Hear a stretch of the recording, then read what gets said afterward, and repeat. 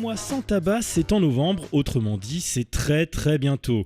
Alors si vous fumez et que vous songez à arrêter, eh bien, vous tombez bien, car la meilleure manière d'arrêter de fumer, eh bien, c'est de s'inscrire à Mois sans tabac. On parle de cette initiative avec vous, Amira Mrkalevich. Bonjour Amira. Bonjour. Alors vous êtes avec nous parce que vous êtes l'ambassadrice Mois sans tabac Grand Est. Et à vos côtés, il y a Catherine Collovalde. Bonjour Catherine. Bonjour Nicolas. Chargée de prévention pour l'assurance maladie de Meurthe-et-Moselle. On va peut-être rappeler rapidement le concept du Mois sans tabac, Amira ? Oui, pas de souci. Le Mois sans tabac est une campagne nationale, du coup menée par Santé publique France, qui se déploie en région avec un binôme, donc ARS, Grand Est, et un ambassadeur Mois sans tabac. Donc cette campagne revient tous les ans, au mois de novembre en effet, où on invite les gens à arrêter sur un mois. Alors pourquoi le 1 mois ? Parce que du coup, au-delà de 1 mois, on a 5 fois plus de chances d'arrêter de fumer définitivement. Donc ARS, l'Agence régionale de santé, et vous, votre rôle en tant qu'ambassadrice, c'est de fédérer, de coordonner un petit peu l'ensemble des initiatives sur la région ? Tout à fait, voilà. On se met d'accord avec l'ARS sur des objectifs à atteindre, en tout cas des choses à développer, à déployer sur la région Grand Est. Et puis après, moi, ma mission, c'est de déployer sur la région. Donc on travaille avec pas mal de partenaires. Donc Catherine et la CEPAM aujourd'hui sur le 54, mais ça se passe pareil de tous les côtés sur toute la région. Quel est le rôle de l'assurance maladie dans cette affaire, Catherine ? Le rôle, il n'est pas moindre. Voilà, c'est-à-dire que nous portons maintenant ce dispositif depuis 5 ans quand même, il faut le savoir. Donc, on intervient auprès des jeunes plus particulièrement, autour des missions locales, école de la deuxième chance du département. On porte bien sûr le dispositif auprès de l'ensemble de nos assurés, puisqu'on tient à leur disposition différents outils qu'ils peuvent venir récupérer à la caisse primaire d'assurance maladie donc de Nancy, mais aussi auprès de l'ensemble de mes autres collègues du Grand Est. Et puis surtout, on finance. Il faut savoir que l'assurance maladie accompagne tout un réseau de partenaires.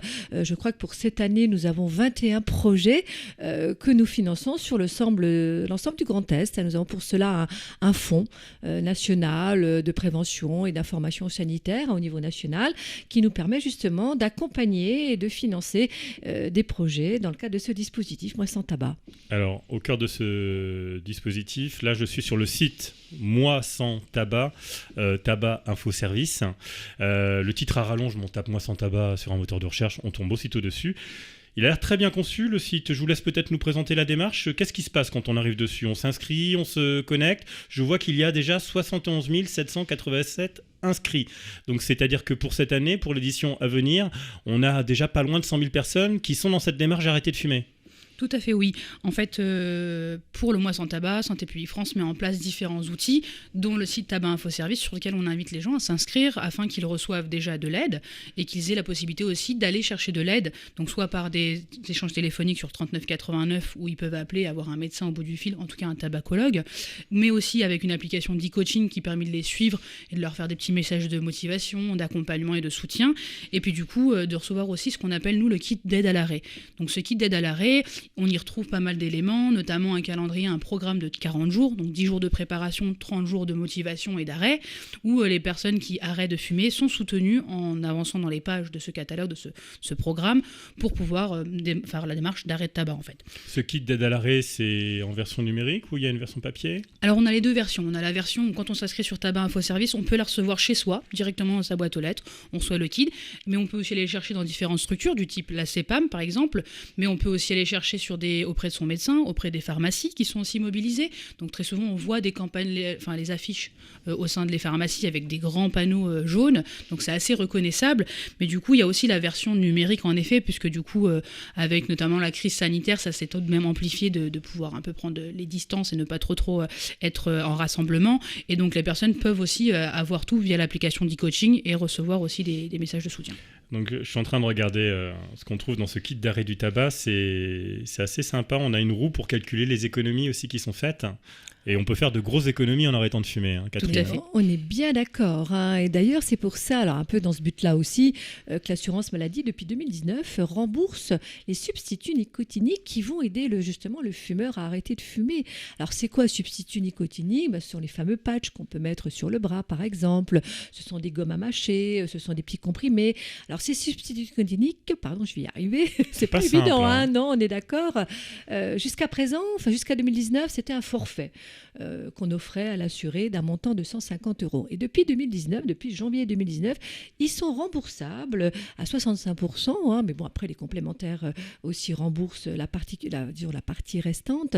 Et puis, les personnes qui sont sur AC2S, ma foi, n'ont pas d'argent avancé. Donc, ils sont remboursés par l'assurance maladie sur aussi délivrance avec une ordonnance d'un professionnel de santé. Alors, médecin traitant, mais aussi, il faut savoir qu'une sage-femme, un infirmier, un kiné peuvent aussi prescrire des substituts nicotiniques. Donc, c'est pour ça que je conseille aujourd'hui à vos auditeurs fumeurs de ne pas hésiter à rencontrer le professionnel de santé qui leur convient pour pouvoir se faire prescrire ces fameux substituts nicotiniques. Ils recevront par ailleurs un accompagnement par le pharmacien, c'est-à-dire qu'il faut savoir que ça ne s'utilise pas n'importe comment. Hein, voilà, il y a des dosages, il faut aussi savoir quelle quantité de cigarettes on fume, enfin tout ça, ça s'adapte. Et le pharmacien est vraiment le professionnel qui va aussi accompagner le fumeur dans cette démarche-là. Donc ne pas hésiter aujourd'hui voilà, à se les faire prescrire puisqu'ils sont remboursés par l'assurance maladie, ce qui n'était pas le cas il y a encore 2 ans. Rapidement, peut-être un point qui nous interroge souvent, le vapotage. On considère de quelle manière? C'est un substitut aussi ou pas? Alors, je ne sais pas, je laisse Samira répondre, je réponds. Je t'en prie, vas-y, on aura la même position. Ouais, Je sais on voilà, sent qu'on est dans une zone de flou, là. Alors, oui et non, je dirais. C'est-à-dire que par rapport, moi, au travail que je mène en tant que chargée de prévention avec les jeunes, par exemple, sur l'émission locale, on va dire que la cigarette électronique ne doit pas être substituée à la cigarette. C'est-à-dire que, par exemple, le jeune me dit, moi, je ne fume plus, mais je prends une cigarette électronique. Oui, non. C'est-à-dire que moi, je le présente comme étant un moyen de substitution. C'est-à-dire que je veux arrêter de fumer, mais je n'y arriverai pas comme ça. On peut proposer, conseiller à ce moment-là la cigarette électronique. Mais ce n'est pas un moyen de remplacement. Parce que là aussi, il faut connaître, il y a des risques. Voilà, comme toute il y a toujours des études en cours. On n'a pas suffisamment de recul encore pour l'instant. On n'a pas suffisamment de recul pour dire que c'est dangereux comme la cigarette, mais on sait qu'aujourd'hui, voilà, c'est pas forcément un très très bon produit, un très très bon moyen, voilà. Mais c'est un accompagnement qui peut aider le fumeur dans sa démarche d'arrêt au tabac. Voilà. Il y a un enjeu particulier autour des jeunes, si je ne me trompe pas. Vous souhaitez vraiment les accompagner? C'est-à-dire que oui, si on ne veut pas fumer, il ne faut pas tomber dedans, quoi. Et on voit bien aujourd'hui, plus on commence tôt le tabac, ou même d'autres substances. Bon, là, on parle du tabac parce qu'on est dans le mois sans tabac. Mais moi, mon message aujourd'hui, il est porté vers la jeunesse, mais aussi vers les parents. Parce que voilà, ça fait partie aussi de l'éducation à la santé, le tabagisme.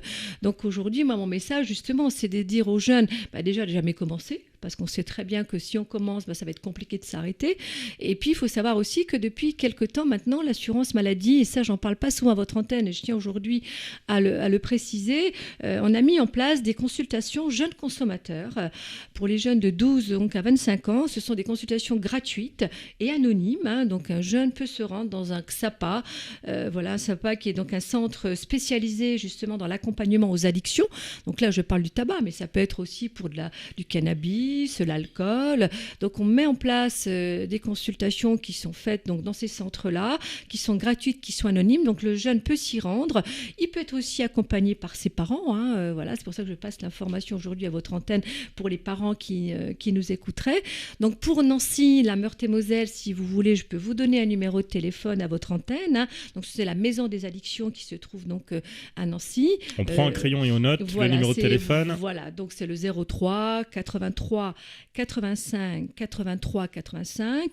Donc là, vous pourrez obtenir les centres du département, mais aussi du Grand Est. Oui, parce que je rappelle qu'on nous écoute également dans le département de la Meuse et de la Moselle. Voilà, c'est bien, Nicolas. Et moi, je n'ai pas forcément en mémoire les numéros de téléphone de mes collègues sur les autres départements. Mais voilà, si on prend contact à ce numéro-là, la personne aura directement le retour vers ses centres pour ses autres départements. Mais voilà, donc nous, c'est un point important. Et ce que je peux rajouter aussi, c'est que pour les auditeurs qui souhaiteraient plus d'informations à la fois sur le mois sans tabac, mais aussi sur ces consultations jeunes, je les renvoie sur le site de l'assurance maladie, amélie.fr.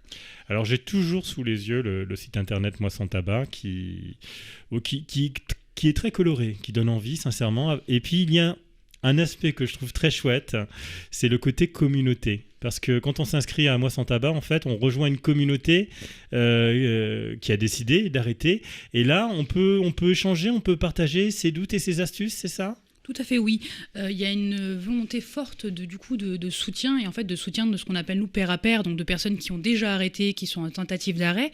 Et donc nationalement sur le site Tabac Info Service, il y a ces retours de communauté. Et puis du coup, au niveau de notre région, on a un groupe spécifique Facebook qui s'appelle Les Habitants du Grand Est, Moi Sans Tabac, dans lequel en fait on retrouve tous les participants depuis la première édition. Donc on a encore des anciens entre guillemets qui sont là depuis 2016-2017 et qui sont présents pour soutenir ceux qui rentrent dans une nouvelle démarche. On a certains qui ont essayé, qui ont échoué, mais qui reviennent en fait parce que du coup ce n'est pas un réel échec, c'est quand même une deuxième tentative. Ça restait toujours une partie de temps où on n'a pas fumé, donc c'est quand même une victoire.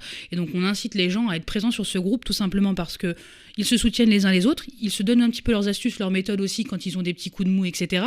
Et puis du coup, derrière nous, ça nous permet aussi d'être accompagnateurs, d'être présents et de les soutenir aussi. Donc on propose pas mal de choses. On propose notamment cette année des lives toutes les semaines du Mois Sans Tabac sur différentes thématiques qu'on sait préoccupantes pour les personnes qui arrêtent, du type la prise de poids. Souvent, c'est la question, notamment pour les femmes, mais bon, après, pour tout le public aussi. Ah, vous avez des tuyaux, ça, pour éviter la prise de poids quand on arrête de fumer ? Oui, il y a pas mal d'alternatives. Il faut venir au live du coup de c'est vrai de que c'est novembre. compliqué souvent, ça. Nous aurons une diététicienne qui sera présente avec nous et une psychologue, tabacologue, donc qui pourront justement pallier au besoin justement de remplacer la cigarette par de la nourriture, entre autres. Et donc du coup, on a plusieurs astuces comme ça et on fait venir des professionnels de santé qui peuvent répondre à ces questions. Donc il faut venir sur ces lives pendant le Mois Sans Tabac et ça permet toujours d'être soutenant. On a quelques bonnes nouvelles aussi à partager. On sait qu'on a longtemps été de très mauvais élèves dans le Grand Est. On était de grands fumeurs. On l'est un peu moins. Disons, on n'est plus en pole position maintenant. Oui, voilà. On s'améliore. On n'est plus en pole position. Alors, pour une fois, on est heureux de ne pas être en pole position. Il est vrai qu'à l'origine du Mois Sans Tabac, en 2016, la région Grand Est était la région la plus fumeuse de France. Donc, on était en pole position, on était les premiers. Oui, après, ça s'explique par pas mal de choses. On n'aime pas trop être les premiers, mais voilà. C'était le cas. Tout à fait. Et ça s'explique par pas mal de choses. En fait, on est frontalier forcément avec le Luxembourg. Il y a la question du prix, etc., qui rentre en compte. Et puis, finalement... on se rend bien compte, du coup, que le coût d'achat, c'est un facteur aussi important. C'est un facteur très fort. Et du coup, c'est vrai que nous, ce facteur économique, il est un peu plus compliqué que d'autres collègues, d'autres régions à instaurer. Mais aujourd'hui, on voit qu'avec un travail, on va dire, collaboratif, de réseau, de partenariat et fort depuis 2016, on est passé à la 4e place. Donc, en fait, l'ensemble des projets, Moi Sans Tabac y compris, mais d'autres aussi projets de régionaux de lutte contre le tabac, soutenus par l'ARS Grand Est, entre autres, et par la CEPAM aussi d'ailleurs, ont permis du coup cette baisse de nombre de fumeurs et on se retrouve à la 4e place aujourd'hui. Donc on est content de ne plus être en pole position, en effet. Et puis si je peux me permettre, voilà, on a aussi une hausse des remboursements des substituts nicotiniques aussi sur le Grand Est et dans plusieurs départements justement du Grand Est, qui explique aussi qu'il y a une prise de conscience donc chez les fumeurs justement pour être aidés et accompagnés dans l'arrêt du tabac. On se bat et on essaye d'arrêter. Oui. Alors je l'ai dit, 71 687 inscrits pour le moment à Mois Sans Tabac. Ça, c'est le chiffre national. Tout à fait. On a déjà des chiffres pour la région Grand Est ? En région Grand Est, on est autour de 4000 inscrits déjà. Pour l'instant. Pour 2021. Okay. Et pour l'année dernière, alors, au total, entre 2016 et 2020, on était à environ 70 000 inscrits sur ces 4 éditions. Ok. Donc, on est sur... voilà. Oh, on évolue tout doucement et bien, oui, Bravo. tout à fait. Eh bien, je crois qu'on a fait le tour du sujet ensemble. Enfin, il y aurait sans doute encore beaucoup à dire, mais le plus simple, c'est de renvoyer nos auditeurs soit sur le site internet de Mois Sans Tabac. J'ai noté également qu'il y avait différents numéros de téléphone. Je redescends sur le site, le 3989 par exemple. Tout à fait. C'est un numéro important, ça. C'est un numéro important. Il permet de contacter un professionnel de l'arrêt du tabac. Tout à fait, oui. On se retrouve au téléphone avec un professionnel de l'arrêt du tabac, souvent un tabacologue ou quelqu'un qui est formé autour de la tabacologie. Et donc, du coup, c'est la personne qui va nous répondre au premier abord pendant notre arrêt. Donc, aujourd'hui, je souhaite arrêter et je souhaite voir comment est-ce que ça va se passer. Je peux juste appeler le 3989 et ça va permettre déjà d'enclencher ma motivation et d'enclencher ma démarche. Et puis, si vous avez un smartphone, il existe aussi une application Mois Sans Tabac. Merci beaucoup, Amira Murkalevich. Je rappelle que vous êtes ambassadrice Mois Sans Tabac pour la région Grand Est. Et merci également à vous, Catherine Konoval, chargée de prévention pour l'assurance maladie de Meurthe-et-Moselle. À très bientôt. Merci Nicolas. À bientôt. Au revoir.